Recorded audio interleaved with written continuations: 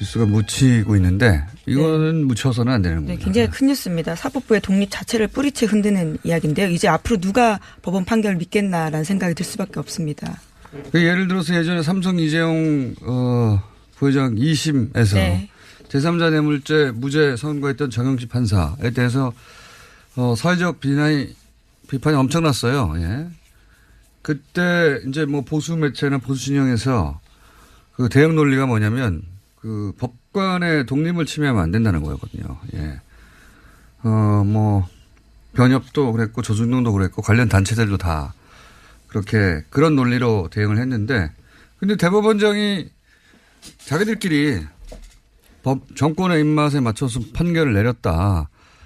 를 사실상 자인하는 문건을 만들었던 거 아닙니까? 예. 네, 그 문건이 나온 거고요. 그 문건에도 협력이라는 표현이 되어 있습니다. 사실상 재판을 거래했다라고 볼 수밖에 없는 건데요. 거래라는 표현도 직접 쓰고 있죠. 그 문건에 스스로. 예.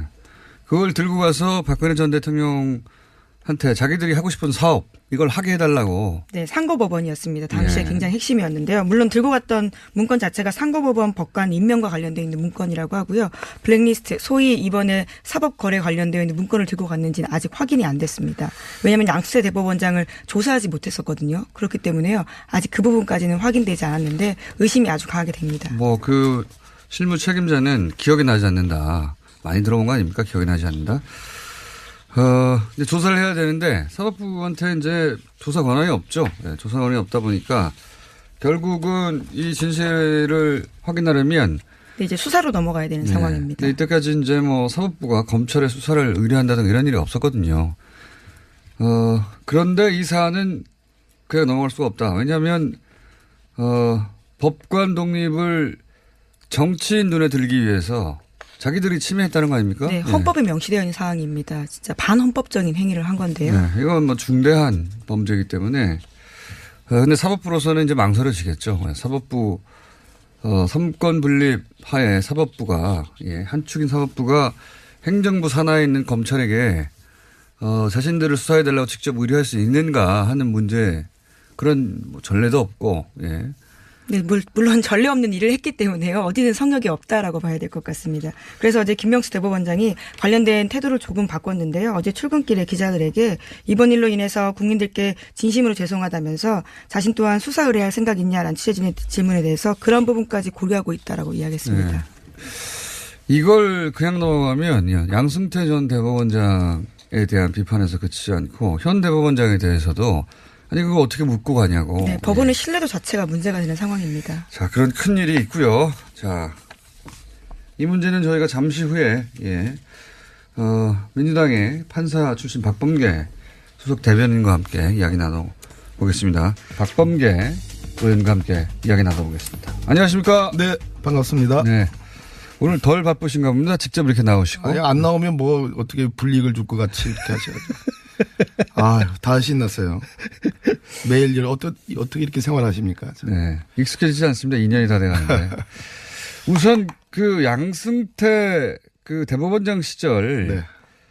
상고법원이 수건사업이었다는 얘기가 자꾸 나오는데 예. 상고법원이 뭔데 이게 수건사업이고 그리고 왜 그 법관들은 또 당시에 이 상고법원 설치에 대해서 비판적이었냐 뭐 이런 보도도 나오는데 이게 여기서부터 잘 이해가 안 되니까요. 좀 설명해 주십시오. 그러니까 이제 현재 대법원 말고 예. 대법원 밑에 고등법원이 있는데요.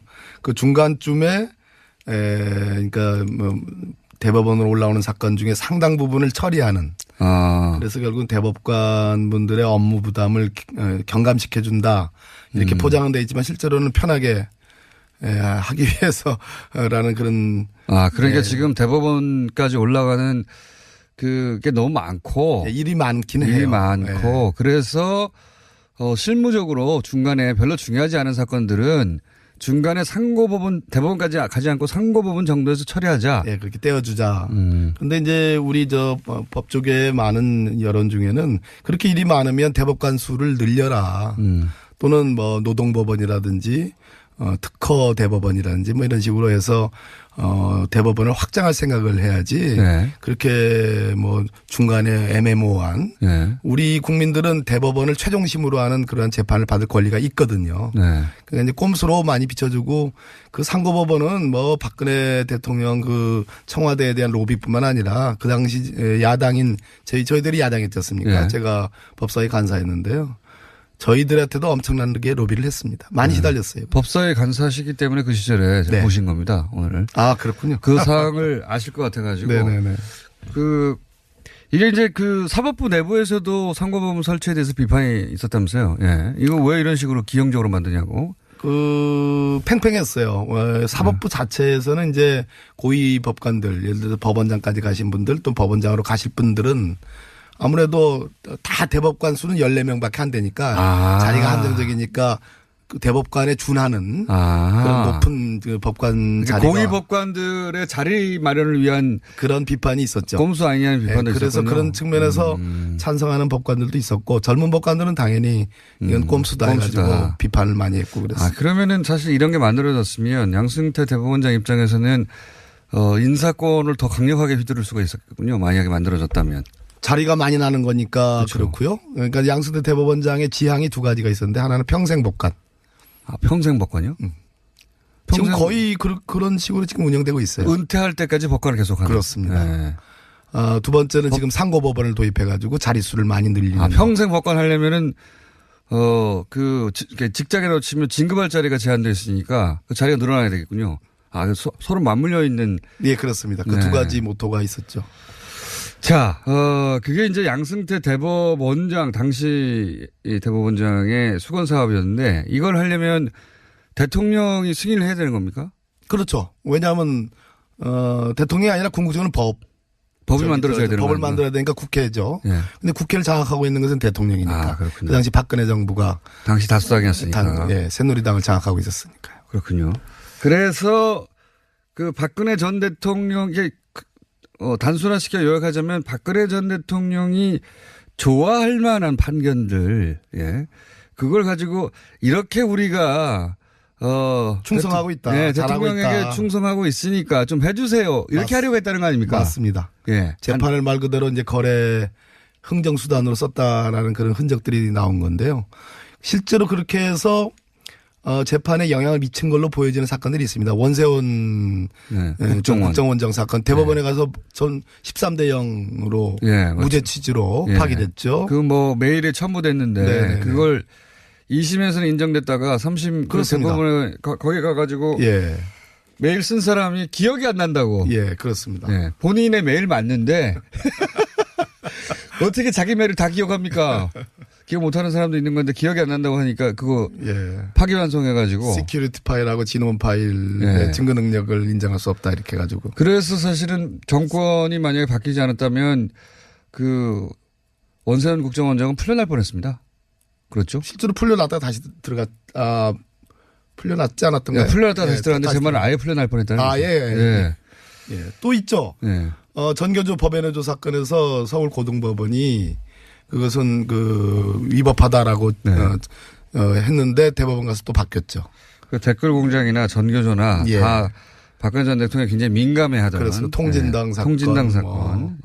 또 그 긴급조치로 인한 국가배상 사건 이런 것들이 실제로 다 그 지금 보고서대로 그런 취지대로 다 판결이 영향이 미쳐진 그런 흔적들이 보여집니다. 긴급조치는 이제 박근혜 전 대통령 아버지 때 그렇습니다. 벌어졌던 일에 대해서 배상하지 말라는 거 아닙니까? 그렇습니다. 결국 결론은 배상해야 하는데 배상하지 말라고 해놓고 들고 가는 거죠.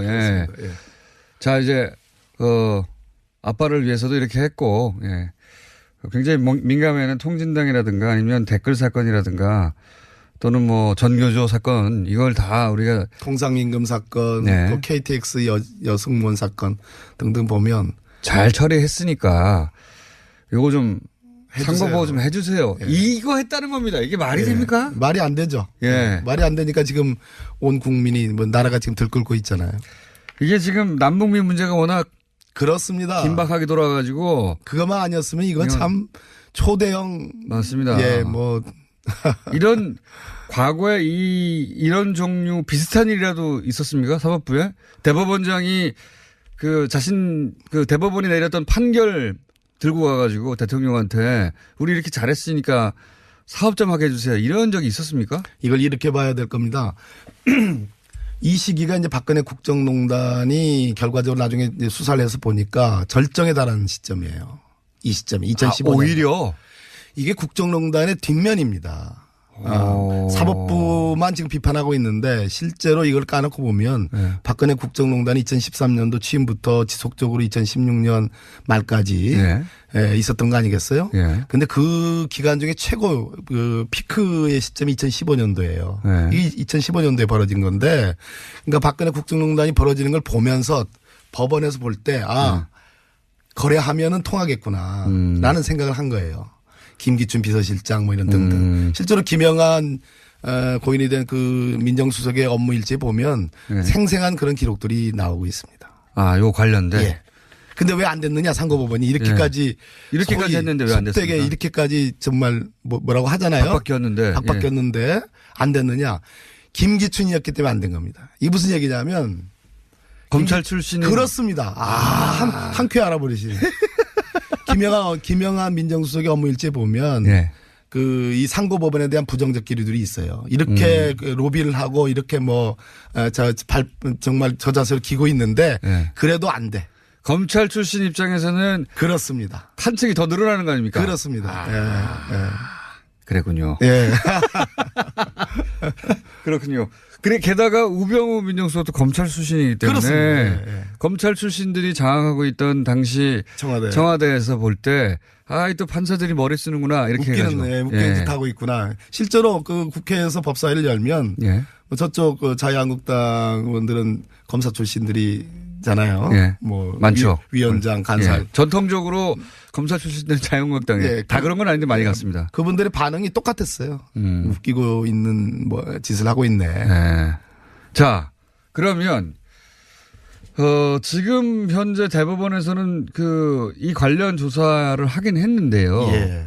이게 이제 강제 수사권이 없지 않습니까? 그래서 물어보고 아니라 그러면 아닌가 보다 하고 결론을 낼 수밖에 없는 상황이고 그 정도 결론 나고 끝난 거잖아요. 현재 대법원이 할 수 있는 정도는. 이거 근데 이제 범죄 혐의가 있는 거 아닙니까? 있죠. 일단 첫째 이번 특별조사단의 결과 발표는 세 번째예요. 1차, 2차, 3차거든요. 다 여론에 밀려가지고 또 판사들 내부의 사법부 구성원들의 불만에 밀려가지고 마지못해 한 조사였습니다. 판사가 판사를 조사하려니까 어렵긴 하겠죠. 물론 그 이해가는 면이 없는 거 있긴 있습니다만은. 그러나 김명수 대법원장 아니겠습니까? 지난 촛불 혁명을 통해서 새로운 정부가 구성됐고 문재인 정부에 의해서 이제 김명수 대법원장 체제가 말 그대로 개혁 대법원장 체제가 출범을 했는데 밀려서 조사를 하다 보니까 이 조사 3차 조사 내용은 우리가 지금 입이 떡 벌어질 만한 경악할 만한 내용들이 나왔는데 그러나 저는 조사가 다 완전하지 않다고 봐요. 그렇겠죠. 그렇겠죠. 당사자가 기억 안 난다 그러면 더 이상 할 수 있는 게 아니에요. 그렇습니다. 할 수 있는 게 없지 않습니까? 거기서 끝났다는 거죠. 기억이 안 나서 더 이상 할 수 없다. 강제 수단이 없어서 그렇다라기보다는 아무래도 조사하는 데 있어서 빡시게.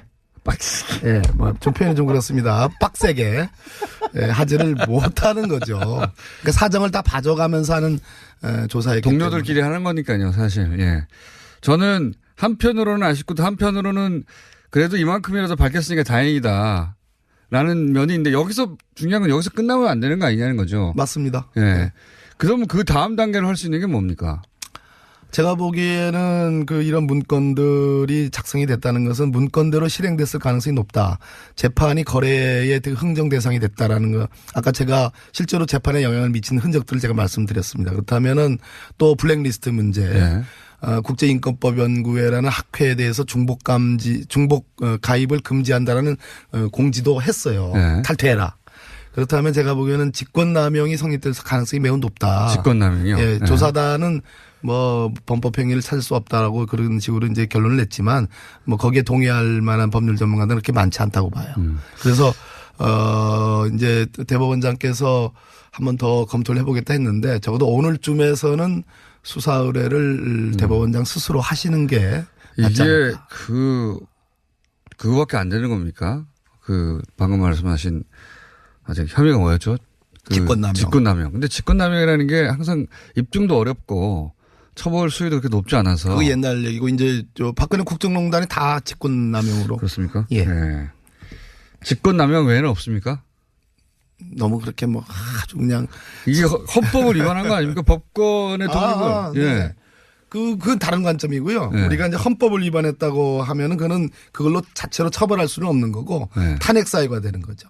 지금 탄핵 사유 제가 말씀드렸는데 이거 아마 듣고서 깜짝깜짝 놀랄 지금 현직 법관들이 있습니다. 탄핵서요. 그러니까 양승태 전 대법원장 같은 경우에 만약에 그 수사 결과 혐의가 인정된다면 직권남용죄밖에 적용할 게 없다는 거죠. 그 굉장히 무서운 죄입니다. 무서운 죄긴 합니다만. 예. 그렇다고 뭐. 근데 본인이 만약 이게 그 의혹이 사실로 드러난다면 본인이 했던 것은 법관의 독립을 스스로 무너뜨리는 거니까, 굉장히 중대한 범죄인 것 같은데, 상징적이고. 직권남용죄가 갖는 뭐랄까요. 그런 인식. 덜 중대한 느낌? 그런 인식이 계시는군요. 예. 직권남용에도 천차만별이니까 예. 헌법을 유린하고 삼권 분립을 유린한 전대미문의 사태이기 때문에 직권남용 중에 최상급 직권남용이죠. 알겠습니다.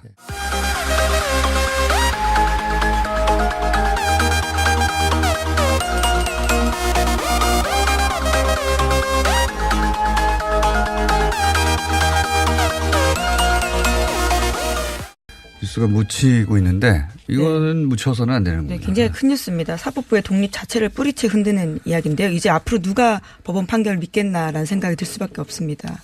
예를 들어서 예전에 삼성 이재용 부회장 2심에서 네. 제3자 뇌물죄 무죄 선고했던 정영식 판사에 대해서 사회적 비판이 엄청났어요. 예. 그때 이제 뭐 보수 매체나 보수 진영에서 그 대응 논리가 뭐냐면 법관의 독립을 침해하면 안 된다는 거였거든요. 예. 뭐 변협도 그랬고 조중동도 그랬고 관련 단체들도 다 그런 논리로 대응을 했는데, 근데 대법원장이 자기들끼리 정권의 입맛에 맞춰서 판결을 내렸다를 사실상 자인하는 문건을 만들었던 거 아닙니까? 예. 네, 그 문건이 나온 거고요. 그 문건에도 협력이라는 표현이 되어 있습니다. 사실상 재판을 거래했다고 볼 수밖에 없는 건데요. 거래라는 표현도 직접 쓰고 있죠. 그 문건에 스스로. 예. 그걸 들고 가서 박근혜 전 대통령한테 자기들이 하고 싶은 사업 이걸 하게 해달라고. 네, 상고법원이었습니다. 당시에 네. 굉장히 핵심이었는데요. 물론 들고 갔던 문건 자체가 상고법원 법관 임명과 관련되어 있는 문건이라고 하고요. 블랙리스트, 소위 이번에 사법거래 관련되어 있는 문건을 들고 갔는지는 아직 확인이 안 됐습니다. 왜냐하면 양수태 대법원장을 조사하지 못했었거든요. 그렇기 때문에요. 아직 그 부분까지는 확인되지 않았는데 의심이 아주 강하게 됩니다. 실무 책임자는 기억이 나지 않는다. 많이 들어본 거 아닙니까? 기억이 나지 않는다. 이제 조사를 해야 되는데 사법부한테 이제 조사 권한이 없죠. 네, 조사 권한이 많이 비춰주고 그 상고법원은 뭐 박근혜 대통령 그 청와대에 대한 로비뿐만 아니라 그 당시 야당인 저희들이 야당이었지 않습니까? 예. 제가 법사위 간사였는데요. 저희들한테도 엄청나게 로비를 했습니다. 많이 시달렸어요. 법사위 간사시기 때문에 그 시절에 제가 네. 보신 겁니다. 오늘. 아, 그렇군요. 그 사항을 아실 것 같아가지고. 네네네. 이게 이제 사법부 내부에서도 상고법원 설치에 대해서 비판이 있었다면서요. 예. 이거 왜 이런 식으로 기형적으로 만드냐고. 팽팽했어요. 사법부 자체에서는 이제 고위 법관들, 예를 들어서 법원장까지 가신 분들 또 법원장으로 가실 분들은 아무래도 다 대법관 수는 14명밖에 안 되니까 자리가 한정적이니까 그 대법관에 준하는 그런 높은 그 법관 자리가 고위 법관들의 자리 마련을 위한 그런 비판이 있었죠. 꼼수 아니냐는 비판도 네, 그래서 있었군요. 그런 측면에서 찬성하는 법관들도 있었고 젊은 법관들은 당연히 이건 꼼수다 해가지고 비판을 많이 했고 그랬어요. 그러면은 사실 이런 게 만들어졌으면 양승태 대법원장 입장에서는 인사권을 더 강력하게 휘두를 수가 있었군요. 만약에 만들어졌다면. 자리가 많이 나는 거니까 그렇죠. 그렇고요. 그러니까 양승태 대법원장의 지향이 두 가지가 있었는데 하나는 평생 법관. 평생 법관이요? 지금 거의 그런 식으로 지금 운영되고 있어요. 은퇴할 때까지 법관을 계속하는. 그렇습니다. 네. 두 번째는 지금 상고법원을 도입해가지고 자릿수를 많이 늘리는. 평생 법관 하려면은 직장이라고 치면 진급할 자리가 제한되어 있으니까 그 자리가 늘어나야 되겠군요. 서로 맞물려 있는. 예, 그렇습니다. 그 두 가지 모토가 있었죠. 자, 그게 이제 양승태 대법원장, 당시 대법원장의 수건 사업이었는데 이걸 하려면 대통령이 승인을 해야 되는 겁니까? 그렇죠. 왜냐하면, 대통령이 아니라 궁극적으로는 법을 만들어져야 되는 법을 겁니까? 만들어야 되니까 국회죠. 예. 근데 국회를 장악하고 있는 것은 대통령이니까. 그렇군요. 그 당시 박근혜 정부가. 당시 다수당이었으니까. 새누리당을 장악하고 있었으니까요. 그렇군요. 그래서 그 박근혜 전 대통령, 단순화시켜 요약하자면 박근혜 전 대통령이 좋아할 만한 판결들, 그걸 가지고 이렇게 우리가 충성하고 있다. 네, 잘하고 대통령에게 있다. 충성하고 있으니까 좀 해주세요. 이렇게 하려고 했다는 거 아닙니까? 맞습니다. 예. 재판을 말 그대로 이제 거래 흥정수단으로 썼다라는 그런 흔적들이 나온 건데요. 실제로 그렇게 해서 재판에 영향을 미친 걸로 보여지는 사건들이 있습니다. 원세훈 국정원장 사건 대법원에 가서 전 13대 0으로 무죄 취지로 파기됐죠. 그 메일에 첨부됐는데 그걸 2심에서는 인정됐다가 3심 대법원에 거기 가가지고 메일 쓴 사람이 기억이 안 난다고. 예, 그렇습니다. 본인의 메일 맞는데 어떻게 자기 메일을 다 기억합니까? 기억 못하는 사람도 있는 건데 기억이 안 난다고 하니까 그거 파기환송해가지고. 시큐리티 파일하고 진원 파일의 증거 능력을 인정할 수 없다 이렇게 해가지고. 그래서 사실은 정권이 만약에 바뀌지 않았다면 그 원세훈 국정원장은 풀려날 뻔했습니다. 그렇죠? 실제로 풀려났다가 다시 풀려났지. 나오면 어떻게 불이익을 줄 것 같이 이렇게 하셔가지고. 다 신났어요. 매일 어떻게 이렇게 생활하십니까? 네. 익숙해지지 않습니다. 2년이 다 돼가는데. 우선 그 양승태 그 대법원장 시절 상고 법원이 수건 사업이었다는 얘기가 자꾸 나오는데 상고 법원이 뭔데 이게 수건 사업이고 그리고 왜 그 법관들은 또 당시에 이 상고법원 설치에 대해서 비판적이었냐 이런 보도도 나오는데 이게 여기서부터 잘 이해가 안 되니까요. 좀 설명해 주십시오. 그러니까 이제 현재 대법원 말고 대법원 밑에 고등법원이 있는데요. 그 중간쯤에 그러니까 대법원으로 올라오는 사건 중에 상당 부분을 처리하는. 그래서 결국은 대법관 분들의 업무 부담을 경감시켜 준다 이렇게 포장은 돼 있지만 실제로는 편하게 하기 위해서라는 그런. 그러니까 지금 대법원까지 올라가는 그게 너무 많고. 일이 많긴 해요. 일이 많고. 그래서 실무적으로 중간에 별로 중요하지 않은 사건들은 중간에 상고법원, 대법원까지 가지 않고 상고법원 정도에서 처리하자. 그렇게 떼어주자. 그런데 이제 우리 법 쪽에 많은 여론 중에는 그렇게 일이 많으면 대법관 수를 늘려라. 또는 노동법원이라든지 특허 대법원이라든지 이런 식으로 해서 대법원을 확장할 생각을 해야지. 그렇게 중간에 애매모호한 우리 국민들은 대법원을 최종심으로 하는 그러한 재판을 받을 권리가 있거든요. 그러니까 이제 꼼수로 없다 보니까 결국은 이 진실을 확인하려면 이제 수사로 넘어가야 되는 상황입니다. 이때까지 이제 사법부가 검찰의 수사를 의뢰한다든가 이런 일이 없었거든요. 그런데 이 사안은 그냥 넘어갈 수가 없다. 왜냐하면 법관 독립을 정치인 눈에 들기 위해서 자기들이 침해했다는 거 아닙니까? 네, 헌법에 명시되어 있는 사항입니다. 진짜 반헌법적인 행위를 한 건데요. 이건 중대한 범죄이기 때문에. 근데 사법부로서는 이제 망설여지겠죠. 사법부 삼권 분립 하에 사법부가 한 축인 사법부가 행정부 산하에 있는 검찰에게 자신들을 수사해 달라고 직접 의뢰할 수 있는가 하는 문제. 그런 전례도 없고. 네, 물론 전례 없는 일을 했기 때문에요. 어디든 성역이 없다라고 봐야 될 것 같습니다. 그래서 어제 김명수 대법원장이 관련된 태도를 조금 바꿨는데요. 어제 출근길에 기자들에게 이번 일로 인해서 국민들께 진심으로 죄송하다면서 자신 또한 수사 의뢰할 생각 있냐라는 취재진의 질문에 대해서 그런 부분까지 고려하고 있다라고 이야기했습니다. 이걸 그냥 넘어가면 양승태 전 대법원장에 대한 비판에서 그치지 않고 현 대법원장에 대해서도 아니 그거 어떻게 묻고 가냐고. 네, 법원의 신뢰도 자체가 문제가 되는 상황입니다. 자, 그런 큰 일이 있고요. 자, 이 문제는 저희가 잠시 후에 민주당의 판사 출신 박범계 수석 대변인과 함께 이야기 나눠보겠습니다. 박범계 의원과 함께 이야기 나눠보겠습니다. 안녕하십니까? 네, 반갑습니다. 네. 오늘 덜 바쁘신가 봅니다. 직접 이렇게 나오시고.